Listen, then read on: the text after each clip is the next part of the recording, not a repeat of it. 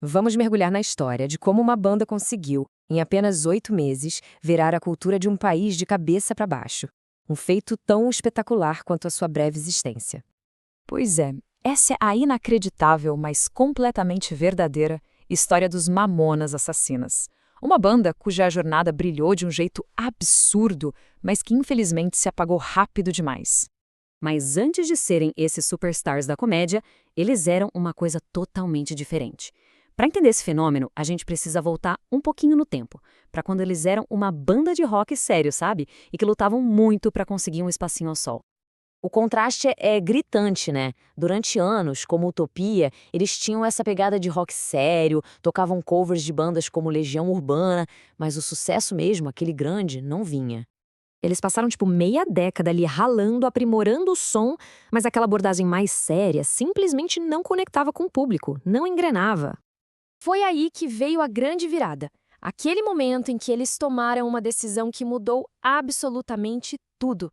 Eles decidiram abraçar o que eles tinham de único de verdade, o seu incrível senso de humor. Eles sacaram que a força deles não estava em ser sério, mas sim na irreverência, na zoeira. Então, o que eles fizeram? Gravaram uma fita demo com músicas de comédia que já tinha ali as primeiras versões de Pelados em Santos e Robocop Gay. E a reação foi imediata. O produtor Rick Bonadio, quando ouviu aquela fita, disse que era a coisa mais engraçada que eu já tinha ouvido na minha vida.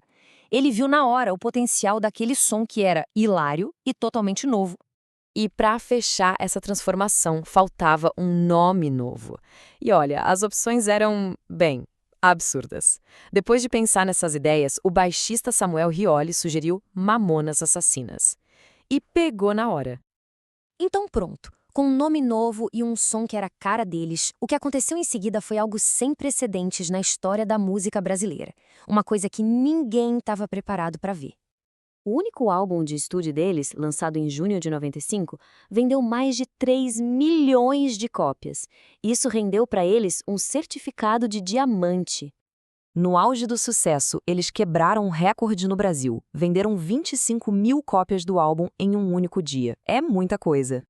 A fama deles explodiu numa agenda que era simplesmente uma loucura. Para ter uma ideia, eles chegaram a fazer 190 shows em apenas 180 dias. Era mais de um show por dia. E o mais fascinante aqui, mesmo com letras que eram, vamos dizer, bem incorretas, os maiores fãs deles eram as crianças. A molecada adorava os figurinos coloridos, as palhaçadas no palco. Era uma festa. Eles estavam no topo do mundo. Fama absoluta. Uma turnê internacional marcada para Portugal, para o dia seguinte. Mas é aí que a história dá uma virada súbita e terrivelmente trágica. No dia 2 de março de 1996, depois de um show lotado em Brasília, a banda embarcou num jatinho particular. Era para ser só o voo de volta para casa. O piloto tentou pousar, mas teve que fazer uma manobra chamada arremetida. Basicamente, é quando o pouso é abortado para uma nova tentativa. Só que, tragicamente, durante essa manobra, o avião acabou colidindo com a Serra da Cantareira. Olhando para trás, tem umas coisas que dão até um arrepio. O Júlio, tecladista, sonhou com um acidente de avião bem no dia do voo. O Dinho vivia brincando que o destino dele ia ser parecido com o do Ritchie Valens, que também morreu num acidente aéreo. E até no encarte do CD eles agradecem o Santos Dumont por ter inventado o avião. São coincidências que acabaram virando parte do mito trágico da banda. O Brasil parou. Uma nação inteira ficou de luto. Mais de 65 mil fãs foram ao funeral. Foi uma comoção geral. Mas a história e o impacto dos Mamonas, bom, isso estava muito longe de acabar. E esse é o legado deles. Essa frase do jornalista Ivan Finotti resume perfeitamente. Eles não eram só músicos. Para muita gente, eles eram verdadeiros heróis, que trouxeram alegria e risada para um país inteiro. A influência deles é uma coisa impressionante. Principalmente se a gente comparar a carreira, que foi incrivelmente curta, com o impacto gigantesco que eles tiveram e que atravessa gerações até hoje.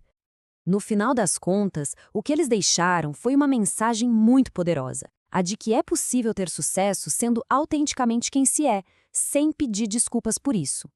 Fica essa pergunta no ar, né? O que torna uma banda que existiu por menos de um ano inesquecível? Talvez seja porque, por alguns meses brilhantes, eles provaram que o riso podia ser sim o rock and roll mais poderoso de todos.